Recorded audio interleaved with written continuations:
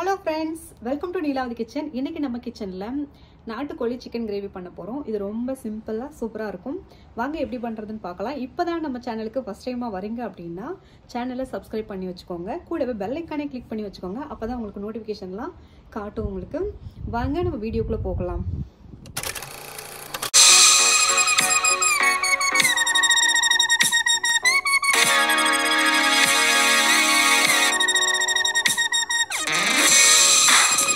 நாட்டுக்கோழி குழம்பு பண்ணுறதுக்கு நம்ம என்ன மசாலா அரைக்க போகிறோம் அப்படிங்கிறத நம்ம பார்ப்போம். பாருங்களேன், ஒரு 4 ஸ்பூன்லேருந்து 5 ஸ்பூன் இருக்கிற மாதிரி தேங்காய் எடுத்திருக்கேன். அது கூட 1 ஸ்பூன் இருக்கிற மாதிரி பொட்டுக்கடலை, 3 பச்சை மிளகாய் எடுத்திருக்கேன். 1 ஸ்பூன்லேருந்து 1.5 ஸ்பூன் இருக்கிற மாதிரி சோம்பு, அதுக்கப்புறம் சீரகம் அதே அளவில், அப்புறம் பெப்பர் கொஞ்சம் எடுத்திருக்கேன். ஒரு 1/2 ஸ்பூன் இருக்குன்னு வச்சுக்கோங்களேன். அந்த மாதிரி 1/4 ஸ்பூனில் பப்பி சீடு எடுத்திருக்கேன். 5-6 பல்லு பீனட் எடுத்திருக்கேன். முந்திரி எடுத்திருக்கேன். அது கூட வாசத்துக்காக கருவேப்பிலை நான் எடுத்திருக்கேன். ஸோ இதெல்லாம் சேர்த்து நம்ம ஒரு பேஸ்ட்டை அரைச்சி வச்சுக்க போகிறோம். அதுக்கப்புறமா நம்ம சிக்கன் கிரேவி பண்ணலாம். நம்ம எடுத்த எல்லாத்தையுமே பேஸ்ட் ரெடி பண்ணிட்டோம். இப்போ நம்ம ஒரு ஃபுல் நாட்டுக்கோழி சிக்கன் எடுத்துக்கிட்டோம். அது கடையில் வாங்கும் போதே கட் பண்ணி கொடுத்துட்டாங்க. இதை நல்லா 1க்கு 3 தடவை நல்ல தண்ணியில் நம்ம அலசிட்டு அதுக்கப்புறமா மஞ்சத்தூள் போட்டு நல்லா பிசைஞ்சு வைக்க போகிறோம். இது ஏன் இப்படி பண்ணுறோம் அப்படின்னா, நமக்கு சமைக்கும் போது இந்த கவுல் ஸ்மெல் அந்த மாதிரி எதுவும் சாப்பிடும்போது வராமல் இருக்கிறதுக்காக நம்ம இந்த மாதிரி பிசைஞ்சு வைக்கிறோம். அது கூட நம்ம மசாலா அரைச்சி வைக்கிறதுக்கு காரணமும் இதை தான். அது நல்லா ஃப்ரெஷ்ஷாக நம்ம அரைச்சி வைக்கும்போது அந்த மசாலாவில் இருக்கிற ஸ்மெல்லு நல்லா சூப்பராக இருக்கும். பிராய்லர் கோழியை காட்டிலும் இந்த சிக்கன் லைட்டாக ஸ்மெல் வரும். அது வராமல் இருக்கிறதுக்கு தான் நம்ம இந்த மாதிரி செய்கிறோம். இப்போ நம்ம ஒரு பெரிய ஆனியன் கட் பண்ணி எடுத்துக்கிட்டோம். அதுக்கப்புறம் பார்த்தீங்கன்னா நான் 3 தக்காளி கட் பண்ணி எடுத்துக்கிறதுக்காக வச்சுருக்கேன். 2 தக்காளியை குட்டி குட்டியாக கட் பண்ணிக்க போகிறேன். ஒரு தக்காளி 1:4 அந்த மாதிரி கட் பண்ணி போட்டுக்க போகிறேன். ஒரு 12 பச்சை மிளகா, கொஞ்சமாக கொத்தமல்லி, கொஞ்சமாக புதினா, அதுக்கப்புறம் கொஞ்சம் கருவேப்பிலை, இதெல்லாம் நான் எடுத்து வச்சுருக்கேன். தக்காளி கட் பண்ணியாச்சு. நாட்டுக்கோழி சிக்கனை மேரினேட் பண்ணிட்டோம். அதுக்கப்புறமா அந்த புதினா, கொத்தமல்லி, பச்சை மிளகா அதெல்லாமே ரெடியாக இருக்குது. பேஸ்ட்டும் ரெடியாக இருக்குது. ஸ்டவ் ஆன் பண்ணியாச்சு. கொஞ்சம் நேரம் வெயிட் பண்ணலாம். குக்கர் ஹீட் ஏறட்டும். குக்கர் சூடேற வரைக்கும் நம்ம தாளிக்கிறதுக்கு தேவையான எல்லாமே நம்ம எடுத்து வச்சிடலாம்.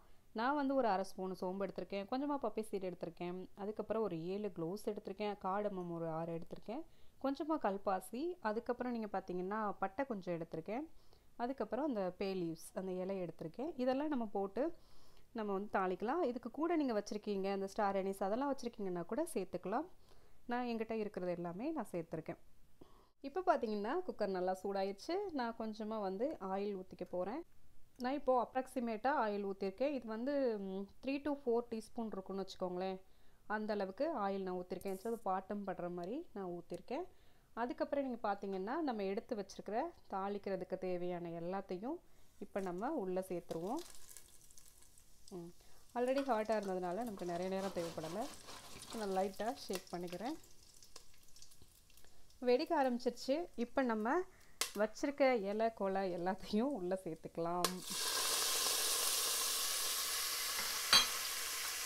இந்த அடுப்பு பார்த்தீங்கன்னா பயங்கர ஹாட் ஆகும். இதில் நான் பாருங்கள் 1ல் தான் வச்சுருக்கிறேன். பயங்கர ஹாட் ஆகும். சீக்கிரமாக குக் பண்ணி முடிச்சிடலாம். மல்லித்தலை லைட்டாக வதங்கினதுக்கப்புறமா நம்ம வெட்டி வச்சுருந்த ஆனியனை நம்ம உள்ளே சேர்த்துக்கலாம். ஆனியன் சேர்த்து நல்லா கிளறி விட்டுக்கோங்க. ஆனியன் சீக்கிரமாக வதங்குறதுக்காக நம்ம லைட்டாக உப்பு சேர்த்துக்கலாம். உப்பு சேர்க்கும் போது கவனமாக சேர்க்கணும். ஏன்னா நம்ம ஆல்ரெடி சிக்கன்லையும் சேர்த்துருந்தோம். ஸோ கொஞ்சமாக ஆனியனுக்காக மட்டும்தான் நம்ம இப்போது சேர்க்குறோம். இப்போ பாருங்கள், வெங்காயம் நல்லா வதங்கிருச்சு. அதுக்கப்புறமா நம்ம கட் பண்ணி வச்சுருந்தோம் இல்லையா தக்காளி, அது எல்லாத்தையும் உள்ளே சேர்த்து நல்லா வதக்கிக்கலாம். தக்காளி நல்லா வதங்கிட்டு இருக்கட்டும். அதுக்குள்ளே நம்ம குழம்புல போடுறதுக்கு 2 உருளைக்கிழங்கு கட் பண்ணி வச்சுக்கலாம்.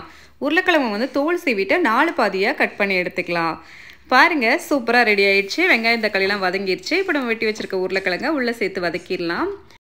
உருளைக்கிழங்கு சேர்த்ததுக்கு அப்புறமா ஒரு கிளறி விட்டுட்டு நம்ம மேரினேட் பண்ணி வச்சுருக்க சிக்கனை நம்ம சேர்த்துக்கலாம். ஏன்னா சிக்கன் வேகிறதுக்கும் உருளைக்கிழங்கு வேகிறதுக்கும் உங்களுக்கு சமமாக இருக்கும்.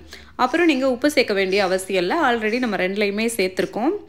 அதனால் நம்ம லேட்டராக சேர்த்துக்கலாம். இப்போ நம்ம இஞ்சி பூண்டு பேஸ்ட்டு சேர்த்துக்கலாம். நல்லா ஒரு 3 ஸ்பூனுக்கிட்ட இஞ்சி பூண்டு பேஸ்ட்டு சேர்த்துருக்கலாம். நான் ஆல்ரெடி 1 ஸ்பூன் சேர்த்துட்டேன். ஸோ ஒரு 3 ஸ்பூன் இஞ்சி பூண்டு பேஸ்ட்டு சேர்த்துக்கோங்க. அதுக்கப்புறமா கரம் மசாலா நான் அரைக்கலை, அதனால கரம் மசாலா நான் சேர்த்துக்கிட்டேன். கரம் மசாலாவை ஒரு தடவை நல்லா கிளறி விட்டுட்டு நம்ம வந்து காரத்துக்காக வந்து மிளகாப்பொடி சேர்த்துக்க போகிறோம். மிளகாப்பொடி வந்துட்டு கம்மியாக சேர்த்துக்கோங்க. ஏன்னா ஆல்ரெடி வந்து நம்ம பெப்பரும் சேர்த்துருக்கோம் இல்லையா, அதனால் கொஞ்சம் கம்மியாக சேர்த்துக்கோங்க. நான் 1 ஸ்பூன் சேர்த்துட்டு நல்லா கிளறி விட்டுட்டேன். பாருங்கள், சிக்கன் வந்து சூப்பராக இருக்குது. நல்லா கிளறி விட்டுட்டு நல்லா வாசனைக்காக வந்து கரம் மசாலா பொடியுமே நம்ம அரைச்சி சேர்த்தோம்னா இன்னும் ரொம்ப சூப்பராக இருக்கும். நான் கூட முன்னாடி வீடியோஸில் போட்டிருக்கேன், ஃப்ரெஷ் மசாலா சிக்கன் கறி அப்படின்னு போட்டிருக்கேன். அதையும் நீங்கள் அந்த மாதிரி டைப்லையும் நீங்கள் செய்யலாம். இப்போ வந்து சால்ட்டு சேர்த்துக்கிறேன். ஏன்னா நம்ம இன்னும் தண்ணியும் சேர்க்க போகிறோமா, அதுக்காக கொஞ்சம் சால்ட்டு வந்து சேர்த்துக்கிட்டேன். அப்புறம் மஞ்சள் பொடியும் எக்ஸ்ட்ரா சேர்த்துருக்கேன், இன்னும் கொஞ்சம் சேர்த்துருக்கேன். அது ஆப்ஷனல் தான் வச்சுக்கோங்களேன். நம்ம ஆல்ரெடி தேவையான அளவு சேர்த்துட்டோம். ஸோ இன்னும் கொஞ்சம் சேர்த்துட்டு நல்லா கிளறி விட்டுக்கோங்க. இப்போ பாருங்கள், நம்ம அரைச்சி வச்சுருக்க பேஸ்ட் எல்லாத்தையும் இது கூட நம்ம சேர்த்துடலாம். சேர்த்துட்டு நல்லா கிளறி விட்டுட்டு தண்ணி சேர்த்து கொதிக்க வச்சிடலாம். அவ்வளோதான். தண்ணி எவ்வளோ சேர்க்கணும் அப்படின்னா நம்ம வந்து ஒரு அளவாக சேர்த்துக்கலாம். அதாவது சிக்கன் மூழ்கிறபடி, எப்போயுமே வந்து ஃபிஷ்ஷு சிக்கன் அதெல்லாம் செய்யும்போது அது மூழ்கிற அளவுக்கு செஞ்சோன்னாவே நமக்கு சரியாக இருக்கும். இல்லைன்னா ரொம்ப தண்ணியாக இருக்கும். அதனால் கரெக்டாக அந்த சிக்கன் மூழ்கிற அளவுக்கு நம்ம ஒரு 3 டம்ளர் தண்ணி வச்சுருக்கேன், போதும். குழம்பு நல்லா கொதிக்க ஆரம்பிச்சிருச்சு. இந்த ஸ்டேஜில் நீங்கள் உப்பு உரப்பு எல்லாமே செக் பண்ணிவிட்டு க்ளோஸ் பண்ணி வச்சுருங்க. குறைஞ்சது 8 விசில் வரைக்கும் விடுங்க. இது மட்டன் மாதிரி நல்லா வேகணும். ஒவ்வொரு இதுவும் ஒவ்வொரு மாதிரி இருக்கும். அது வரைக்கும் நம்ம பசங்களோட கொஞ்சம் ஜாலியாக இருக்கலாம்.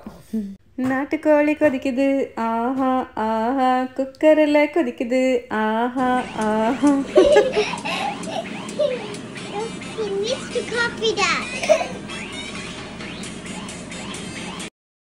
குக்கர் விசில்னா என் பொண்ணுக்கு ரொம்ப பயம். இப்போ வந்து விசில் அடங்கிடுச்சு. நம்ம குழம்பு எப்படி இருக்குன்னு ஓப்பன் பண்ணி பார்க்கலாம். வா, இங்கே பார்த்தீங்களா, ஆயில் எல்லாம் மேலே வந்து நல்ல சூப்பர் கன்சிஸ்டன்சியில் நமக்கு தெரியுது. இங்கே பாருங்கள், சூப்பராக இருக்குது. வெந்துருச்சான்னு நம்ம இப்போயே செக் பண்ணி பார்க்கலாம். சூப்பராக இருக்குது. வாங்க நம்மளுமே சாப்பிட்டு பார்க்கலாம். கோழிக்கறி குழம்பு ரெடி ஆயிடுச்சு. நாங்கள் இந்த குழம்பு இப்போ டேஸ்ட் பண்ணி பார்க்க போகிறோம். நீங்களும் இதே மாதிரி குழம்பு பண்ணி டேஸ்ட் பண்ணி பார்த்துட்டு எனக்கு கமெண்டில் சொல்லுங்கள். It's for you guys. Sharva. கோழி குழம்பு, ஆஹா நச்சுன்னு தான் இருக்கு. ஓஹோ, இந்த வீடியோ உங்களுக்கு பிடிச்சிருந்தா லைக் பண்ணுங்கள், ஷேர் பண்ணுங்கள், கமெண்ட் பண்ணுங்கள். கண்டிப்பாக சப்ஸ்கிரைப் பண்ணுங்கள்.